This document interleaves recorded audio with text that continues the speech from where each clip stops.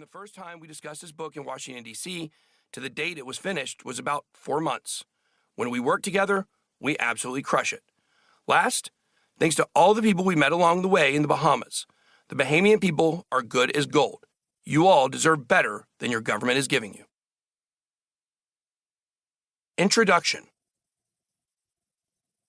I want to tell you a story about how I stumbled across the crime of the century and helped take down one of the biggest private sector scammers that the world has ever seen. As you may know, I run a YouTube channel that has grown into one of the largest media platforms in the crypto industry. As the platform has grown, I have found myself in the position to make an impact, both in the industry and in my community. This has given me the opportunity to meet so many great people and sometimes even make a difference. But it has also ruffled a lot of feathers, put me at odds with some very powerful people. This is actually how I came head-to-head with the notorious Sam Bankman-Fried, or SBF as he is known by many. Some of my efforts to make an impact are taking place in Washington, D.C., SBF's old stomping grounds. When I first began dealing with regulators and politicians on the federal level, I actually thought SBF and I had common interests, and that we both wanted the best for the industry. But after just one interaction with him and his team, I learned that he was a wolf in sheep's clothing. I found out that he had very evil plans for the industry, and I set out to do everything I could to stop him. In the months leading up to his downfall and the collapse of his empire, I was his biggest enemy. I was screaming from the rooftops about how he was corrupt and attempting to destroy the industry, and a lot of people laughed at me. I had plenty of support among my community, many of whom took my advice and pulled their money off FTX while they still could, but I faced a ton of resistance as well. Sam went out of his way to construct this angelic public image of himself, and I say what I feel, even if people might not like it. So naturally, there was a large segment of crypto Twitter and crypto media that were siding with him just because they didn't like how I was delivering my message. I wasn't going to let a few trolls and a little bit of negative press stop me, though, so I kept on digging, and I kept on speaking out, which set off a chain of events that resulted in me pulling up to the doorstep of his $120 million property in the Bahamas. As soon as withdrawals stopped at FTX, it became apparent the fraud or theft had to be involved somehow. All of that money doesn't just go missing because of some kind of accounting error. It seemed to me that his guilt was obvious, but most of the media coverage was about this poor, innocent rich kid from a good elite family who was corrupted by the fast-dealing world of crypto. It was so frustrating to watch because the story couldn't have been further from the truth.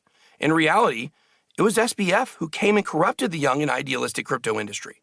Sure, we have our flaws in crypto, and we are no strangers to crime.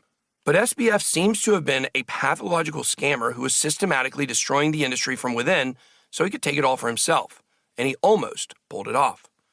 This is why this book, and our side of the story as an industry, is so important. There are so many twists and turns to this story that have never been uttered in the public discourse, at least on a mainstream level, that are absolutely essential to understanding what happened. In the following chapters, I'll peel back the layers of his deceit, revealing the gravity of his scams. You'll discover just how he wielded influence like a weapon to force his way to the top, leaving a trail of broken dreams and empty bags in his path. From unsuspecting startups to hopeful investors, no one was safe from his ruthless tactics. If you invested in crypto while he was in the industry, there is no doubt that he cost you money somewhere along the way, if not directly through a deposit on FTX or an investment in Solana, then indirectly through moving the markets with his schemes. This is against everything that crypto stands for. It's not about creating some digital version of Wall Street.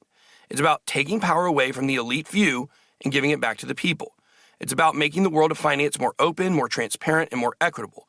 It's about breaking free from the outdated, heavy-handed, and often corrupt practices of traditional finance. This is the essence of crypto.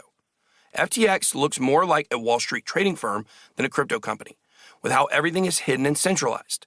The FTX disaster and its ripple effects have given us many harsh lessons, teaching us about the things we need to avoid, but now we're learning, adapting, and becoming stronger.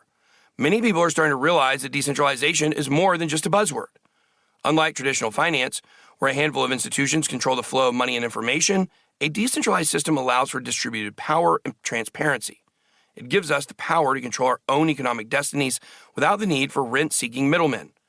In a world where economic inequality is rampant, this principle is more important than ever. In traditional finance, institutions act as gatekeepers. They dictate the terms and conditions, which can make it difficult for the average person to gain access to essential financial services. Everything happens behind closed doors too, instead of on a public blockchain, so fraud and thievery is able to go unnoticed until it's too late. The SBF saga has shown us what can happen